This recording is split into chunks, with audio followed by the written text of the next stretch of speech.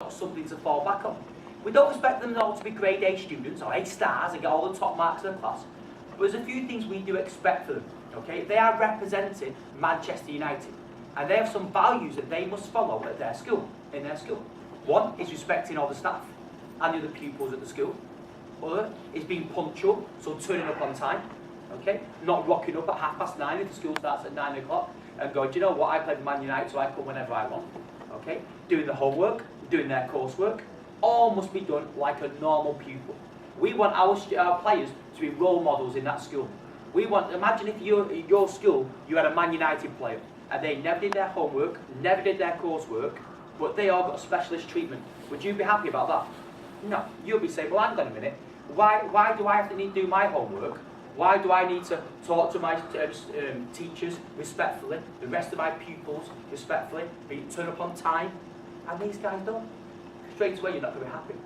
So we want our players to have a good attitude at school. And do you know what happens if they don't? If they don't do the homework or the coursework? Or if they don't turn up on time at school? Yeah. Yeah. If it comes Saturday's game, we won't let them play. So if the teacher rings up and says, well, look, Matt, he's not done his homework, okay, this week, can you do something about it? Yeah, we'll do something about it. They won't play on Saturday until they get their homework done. Because education is very, very important here at Man United. It doesn't matter if you're the best footballer on the team or if you're not the greatest footballer on the team. It's still the same rules. We do not bend the rules slightly because Paul Pogba used to turn up late for school. It doesn't matter who you are, okay? It's one rule for everybody in the team. And it's happened here before. Has anybody heard of a player called Ravel Morrison? Yeah. Has anybody heard of Ravel Morrison? He was said to be the best footballer out of anybody in the team. He had Paul Pogba was in his team, Jesse Lingard was in his team, and when he came to 19 years old, did we sign him a new contract? No. Does anybody know where he went to after that? Anybody know? He went to...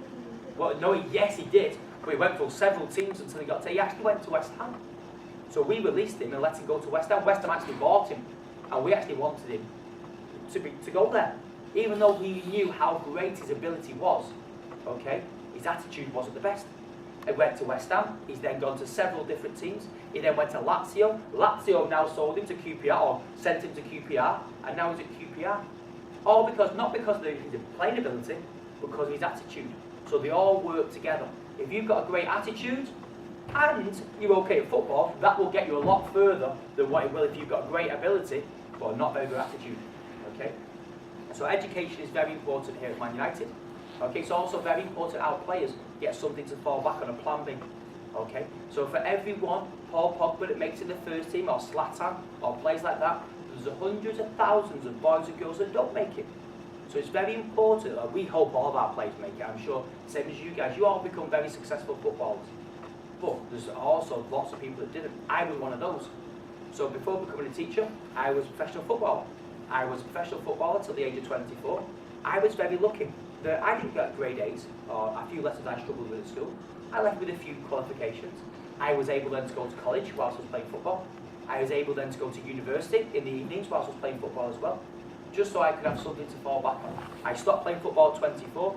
I was able then to start teaching for 8 years at high school. I know I work here at Man United. I was here. I was at Manchester City. I then went to a team called Barnsley. And at the time when I was there, we were in the Premier League. And then I went to another team called Hereford. And then I played in Wales for a little bit. I went to America. And then I came back. Then I got into teaching. I started teaching. All because I had something to fall back on. So that's something that's very important. So you'll see Marcus Rashford on a Tuesday night playing the Premier League. I was going to say the Champions League, but we've not been in there for quite a while. Okay?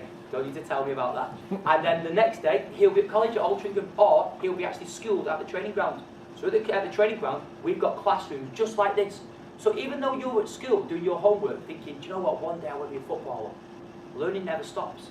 Because even when you come to a club like Man United, you still then constantly learning. Do you think any of our first team players are doing education?